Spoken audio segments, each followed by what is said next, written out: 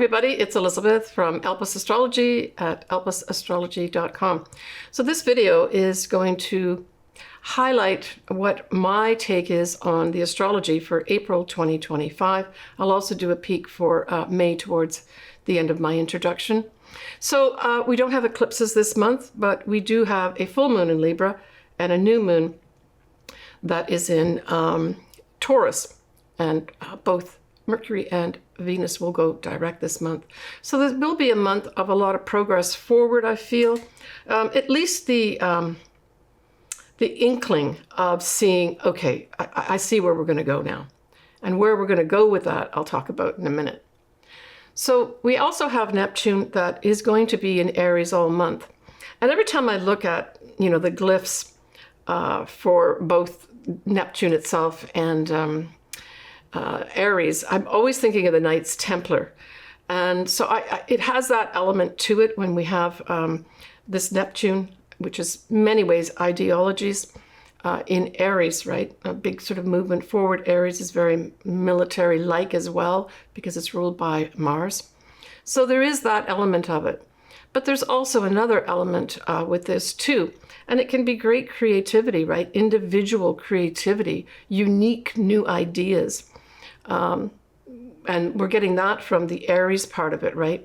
The Neptune part can bring up music, for instance. There may be some really unique individuals, that's the Aries, creating beautiful music.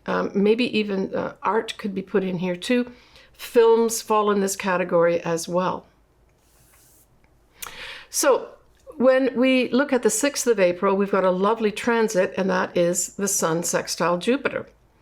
And so this is a great day to get together with friends, for instance.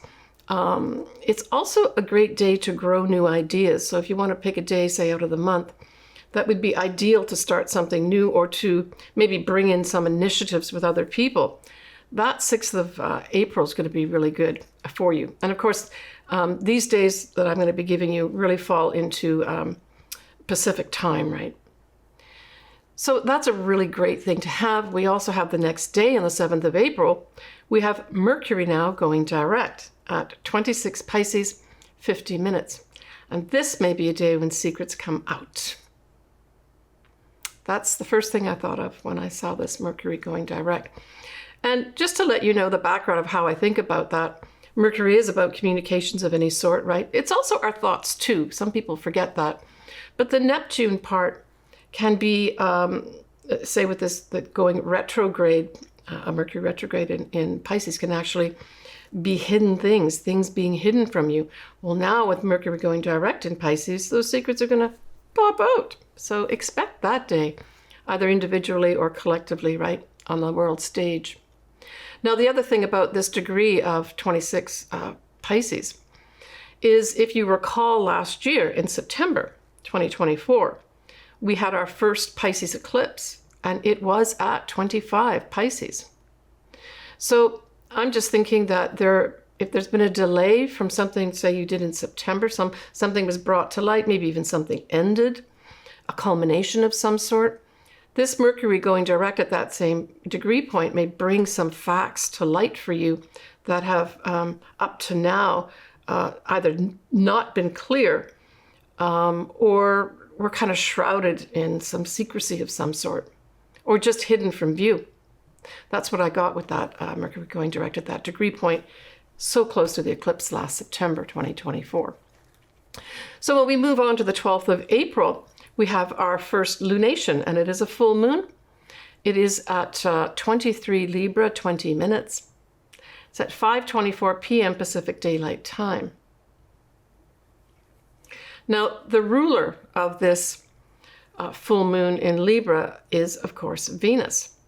And notably, that same day, the 12th of April, that Venus is going to be going direct. And it will go direct at 24 degrees, Pisces, 37 minutes, at 6:04 p.m.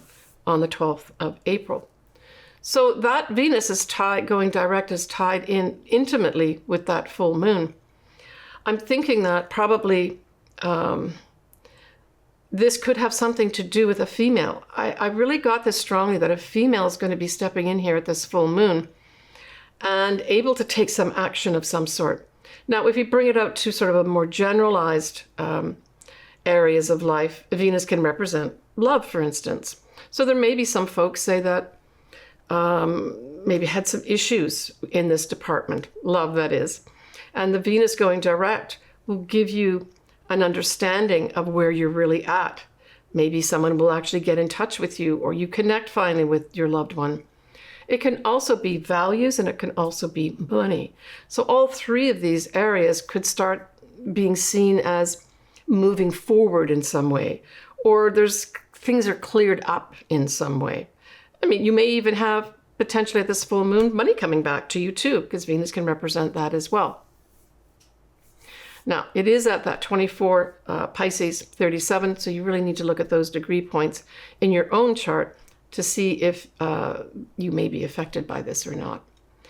At that same full moon, we have Venus and Saturn conjunct, and both Venus and Saturn will be sextiling Uranus. Well, this could bring in some serious relationships for some folks, for sure.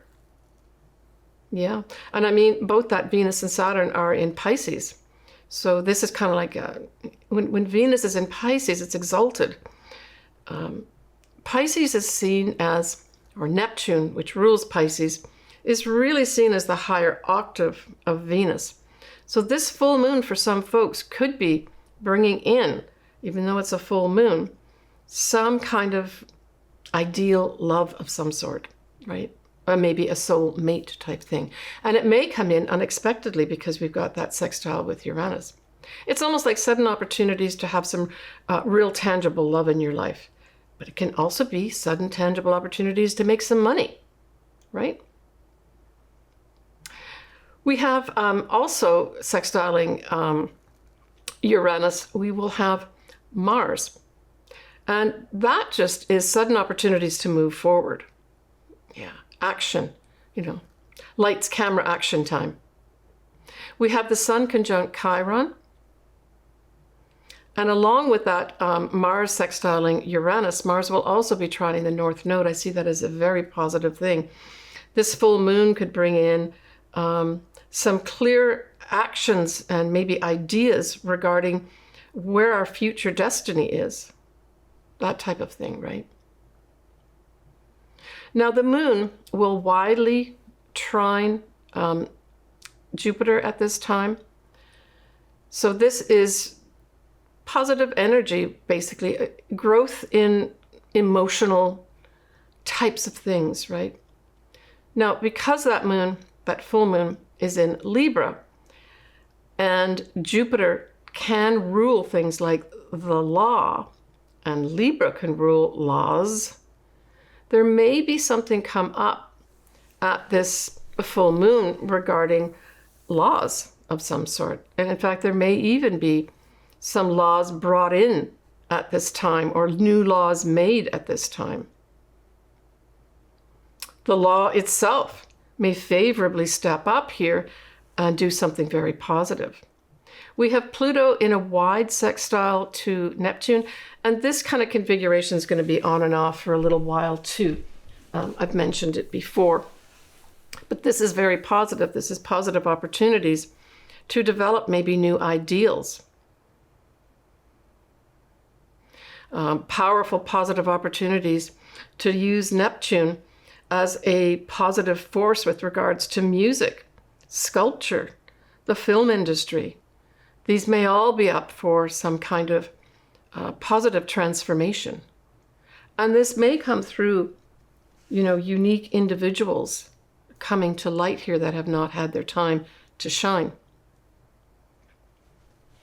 Now we have this huge lineup on this full moon of Venus, Saturn, the North nodes, and Mercury, all in Pisces. And generally speaking, they're all kind of conjunct within a few degrees. And so I really saw this as this full moon being with a group of people, a plan is put into effect for the future. That's what I got from this. Everything is going direct at this point as well. So, yeah, positive for that type of activity. Again, if you're planning for something where you have to get together with a group of people and come up with some kind of serious plan, let's just say with regards to money, because Venus can represent money too. This would be a good time to get together. What is the future of our money here going to be?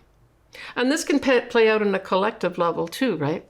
But because we've got that influence of the sign Pisces, there's always this potential opportunity of deception coming in as well. Or at the very least, confusion.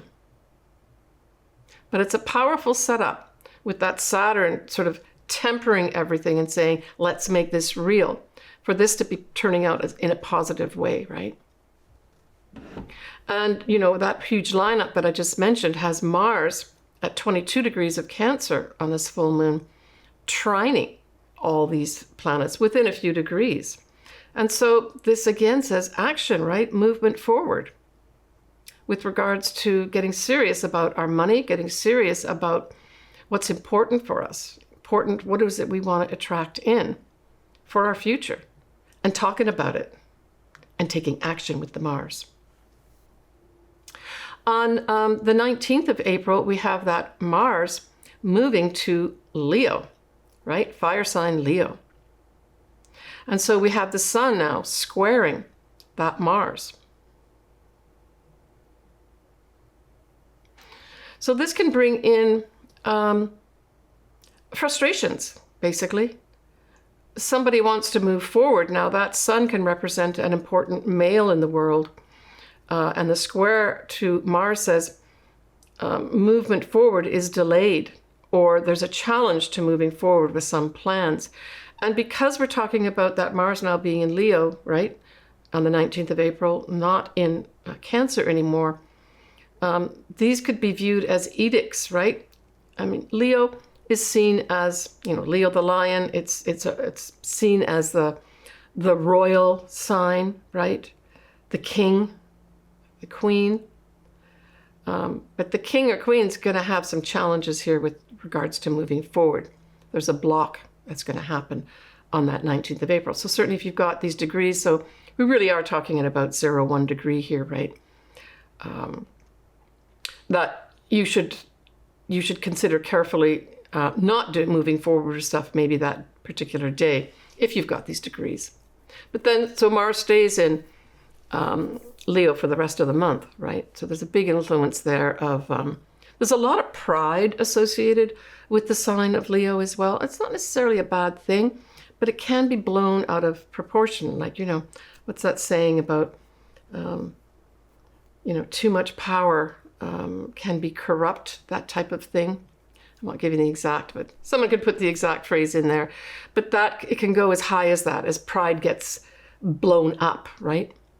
There could be someone insisting on having their own way and not listening to anybody. You don't want to behave that way that day for sure. All right. We have then coming up here on the 20th of April, for those that celebrate Easter, that's it. It's on the 20th of April this year. So happy Easter to everybody. Now, when we look at Venus and Saturn, as we already talked about them being together in Pisces, they are exact in Pisces on the 25th of April. So this might be a day where you have practical considerations for love or money. It can also, though, be a day of creativity where you're able to put structure around something that's creative in your life too. But this can involve anything like music or an art project of some sort. Yeah. The only thing, the negative side of that, is that it can dampen the feelings of love, where you're looking more at how is this practical for me, right? The Saturn part says, is this love practical for me? And it's more taking a hard look at the love in your life potentially, right? But it can also have you taking a hard look at your own values, right? Maybe be even challenged by your own values. Are you valuing yourself as well? Can also bring in maybe some tap on the shoulder to say, are you taking care of your money here? Or are you spending too much? All right. When we come up now to the 26th, the 27th of April, there's a number of things going on, including a new moon in Taurus. So let's talk about that new moon in Taurus. The new moon in Taurus is at 12:30 p.m., that's Pacific Daylight Time, at 7 Taurus, 46 minutes. Now, the thing that's going with this, that starts on the 26th, but is also there on the 27th at that new moon, is we have that final setup of Mars in Leo opposing Pluto. Exactly. And so this day can, at the highest level, this can bring in some real aggressive, boastful, bullying-like tactics. It can also even bring in treachery, that type of thing, because Pluto is powerful people, powerful things, power and transformation. And then Mars is very much about, I got to take action here, and especially in Leo, you know, you've got a lot of pride associated with the action and the power. So there may be, and I mean, if we take it down to an Earth level, this could also be a day or days around where there's kind of like explosive energy on Earth. So this could be like volcanoes, right? That type of thing. Or even earthquakes could happen around this time too. Now, that new moon also has a few other aspects happening into it. So we have Mercury, that's, as we know, already going direct, is going to be out of shadow that day as well. So when we look at the whole transit of a Mercury retrograde, as well as the Venus retrograde too, it's always a given that you should really wait for that planet to come out of its shadow period before you really make plans or you really know you've got the information that you need. So this new moon in Taurus could certainly bring out that as well, where you get, maybe you sign a contract this day. This is a new moon, right? In Taurus, signing a contract all works out for you. Good day to sign a contract, actually, or days following that. So any confusion that you may have had may now be cleared up around this new moon. The confusion could potentially be to do with contracts, a writing project. It could even be a confusion regarding your thoughts. You've not been able to sort them out, and now they start clearing up for you. But certainly communications that have gone awry, maybe in the previous month of March, now we see them being cleared up towards the end of April, around this new moon in Taurus. Yeah, I mean, I already spoke about that lineup in Pisces, but what's interesting at this new moon in Taurus is that lineup of Venus, Saturn, the North Node, and Neptune, is that Neptune will be in Aries at this point, right? So it seems to me that there's a slightly different setup here with regards to maybe things being made more real. Now I'm thinking, because Taurus and Scorpio can both kind of represent some financial things, I'm thinking that this new moon with the lineup of Venus, Saturn, North Node conjuncting Neptune in Aries, that there may be some new initiative with regards to our money markets that becomes more concrete, right? That Saturn makes it real, or something, real life stuff comes up about money, that this is the way it is. There's no more fooling around here. This is what's happening. And some new thing has to happen here with regards to our money.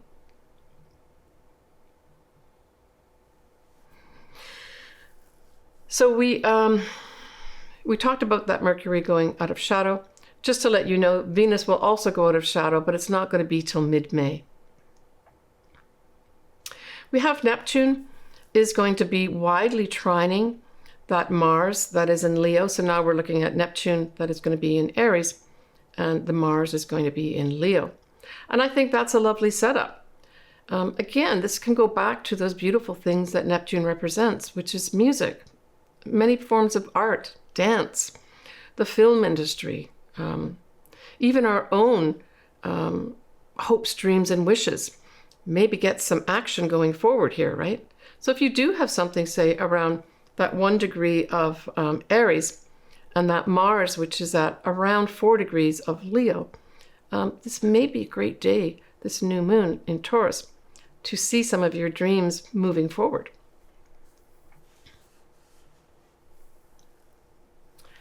So, sort of capping this new moon in Taurus is Uranus.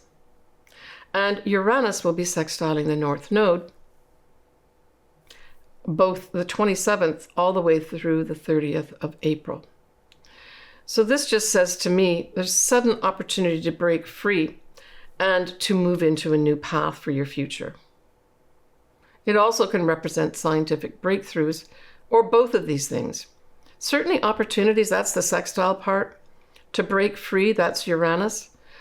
Together with that North Nodes, it's to break free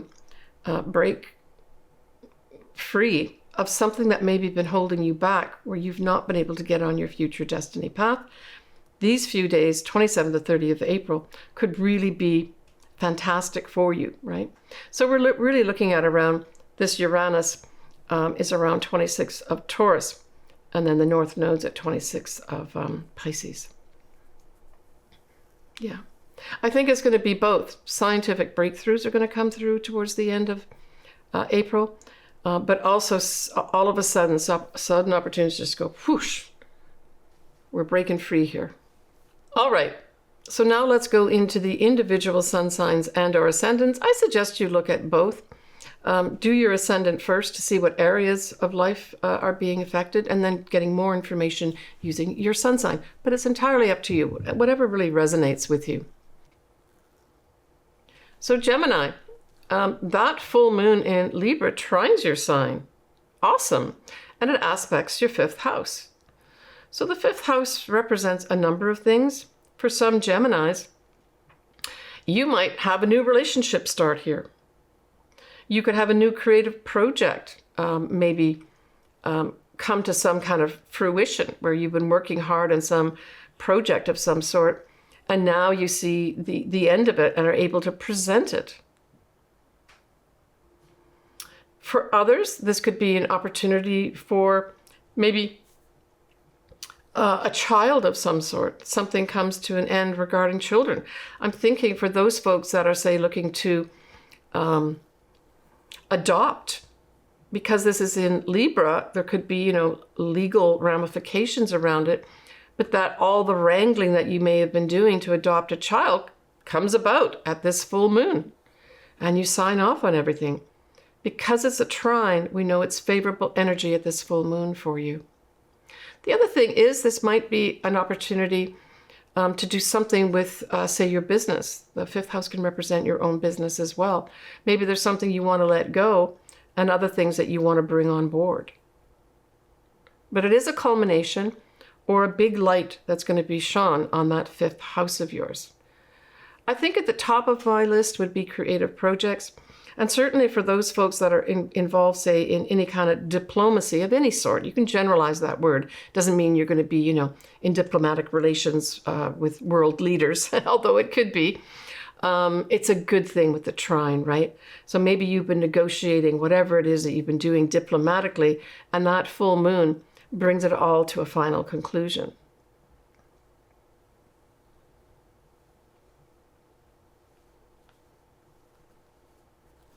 Yeah, and with that Neptune now in Aries, that's going to be sextiling your 11th house, Gemini, for some years. So depending what you have in your 11th house will depend when and how something could play out for you. But that's going to be a really positive, that's going to be giving you opportunities in many respects to have your dreams come true. Opportunities for maybe unique friends of yours to really help you out in some way. Yeah, so that's a long-lasting aspect for you that basically kind of starts this month in April earnestly and carries on for many years. Now, you do have your ruler is Mercury. So you always want to look to see where Mercury is in your chart. Mercury retrogrades, especially, you want to pay attention to, Gemini. And of course, we have Mercury when it is in Aries, right? When it comes out of shadow and is in Aries, we'll be sextiling that 11th house that I just spoke about. So here there may be some communications. Maybe you've lost touch with some of your colleagues or friends, and someone reaches out to you and they're able to, or at least offer you some opportunity to change something up, or they're able to assist you in some unique way to help hopes, dreams, and wishes come true. Yeah, so I would say April might be a good month, just generally speaking, Gemini, to leverage your relationships, not only with friends, but also with the groups that you belong to, maybe even joining some new groups that may be a benefit to you. Yeah, maybe something you got to think about, Gemini. Now you have Jupiter in your sign, right? Jupiter in Gemini means good luck, beneficial people coming in for you, beneficial situations coming in for you. That leaves your sign in June. And many times it's said that once Jupiter comes towards the end of the year in your sign, that it leaves some nice gifts for you. So expect maybe in June that you actually have maybe some very unexpected beneficial things come your way. All right, so when we look at that new moon in Taurus, it is in your 12th house. So the 12th house is always viewed as a hidden house.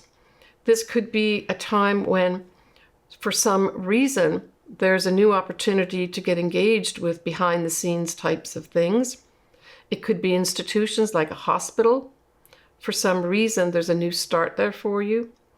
Maybe even some folks may even start working in something like a hospital setting. There's not a lot of real big negative things around this, I would say, except that we do have that one opposition of Mars and Pluto. So the opposition with Mars and Pluto at this new moon just may put you in contact with people in power, right? Where you have to answer some questions to those that are asking questions.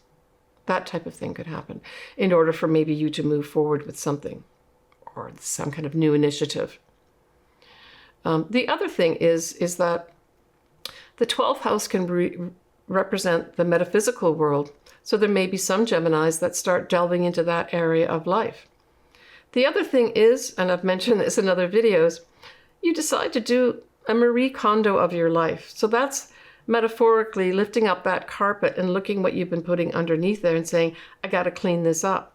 I always say that if you do or want to clean up some areas of your life, say an addiction of some sort, you can certainly seek out good advice at this time. It's a new start. But also you can do something physically that may help you engage your psychological self to move forward with this cleanup, whatever the cleanup is. And that is, you literally start cleaning things up, like your sock drawer. Your